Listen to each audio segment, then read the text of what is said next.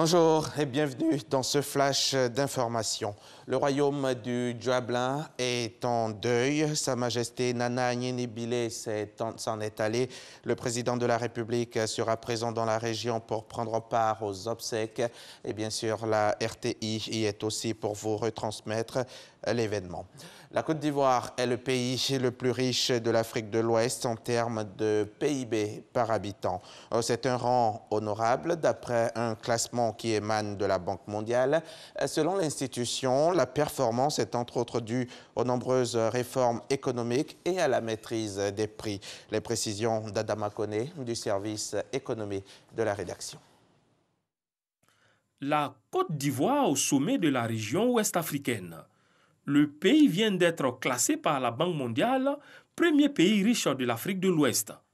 Avec un produit intérieur brut par habitant de 2 286 $, soit 1 257 300 francs CFA, la Côte d'Ivoire surclasse le Nigeria 2 230 $ par habitant et le Ghana 2 202 $ par habitant.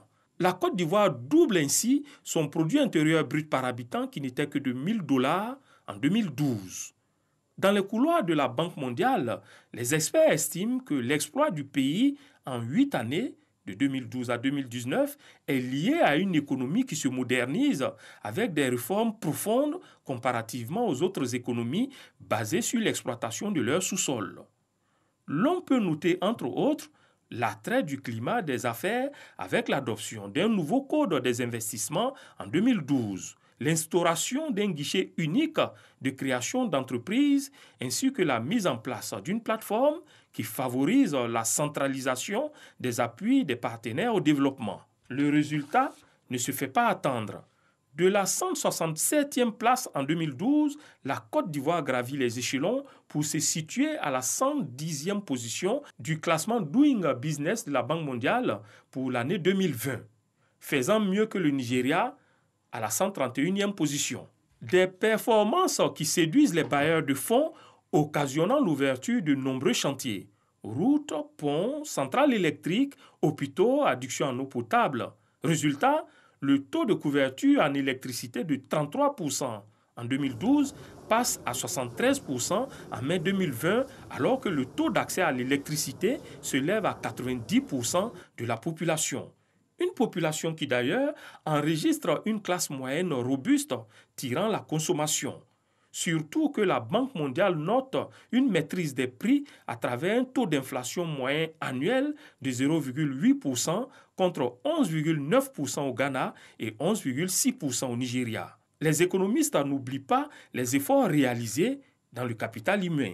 En témoignent les investissements importants dans l'éducation et la formation dont les dépenses atteignent en 2017 27% du budget national. Aujourd'hui, avec une croissance moyenne de 8,2% sur 8 ans, les prévisionnistes avancent que le pays devrait avoir une croissance robuste après la crise sanitaire mondiale pour dépasser la Tunisie et devenir le premier pays d'Afrique subsaharienne à se hisser dans l'histoire au-dessus d'un pays d'Afrique du Nord. Et dans le cadre du programme de développement des infrastructures routières, Béoumi, au centre de la Côte d'Ivoire, bénéficiera de 5 km de bitume. Les travaux ont été lancés au grand bonheur des populations. Le ministre Sidi Touré, cadre de la région, a traduit la reconnaissance du peuple codais et goli au chef de l'État, le président Alassane Ouattara. Le reportage de Soro Corona à suivre dans le 13h. Le Conseil paix et sécurité de l'Union africaine s'est réuni par visioconférence hier jeudi 17 septembre, tout comme la CEDEAO. L'organisation continue de réclamer que la transition malienne soit dirigée par un civil, une transition rapide menée par un civil et un retour à l'ordre constitutionnel. L'Union africaine se félicite par ailleurs de la libération de l'ex-président Ibrahim Boubacar Keïta, mais continue de réclamer la libération des autres personnalités toujours détenues par la junte. La condamnation à la prison à vie du chef séparatiste anglophone Sisikou Ayouk Tabé a été confirmée en appel hier jeudi. Nous sommes au Cameroun. Arrêté donc en 2018, celui qui se présente comme le leader de l'Ambazonie a été condamné l'an dernier par un tribunal militaire pour sécession et terrorisme en lien avec le conflit dans les régions anglophones du Cameroun.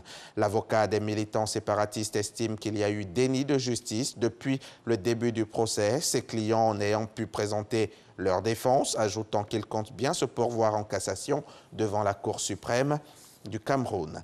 Alors que l'élection présidentielle aura lieu dans quelques semaines à peine en Bolivie, la présidente sortante a annoncé hier qu'elle renonçait à sa candidature. Jeanine Agnès, la présidente intérimaire en poste depuis novembre 2019, ne se présentera finalement donc pas à l'élection présidentielle qui aura lieu dans un mois tout juste, le 18 octobre. Selon un sondage d'opinion, Jeanine Agnès n'obtenait que 10% des voix. Or, le mot d'ordre de la présidente intérimaire est tout sauf le retour de la gauche au pouvoir. Fin de ce flash, merci de l'avoir suivi. Je vous retrouve tout à l'heure à 13h pour le journal.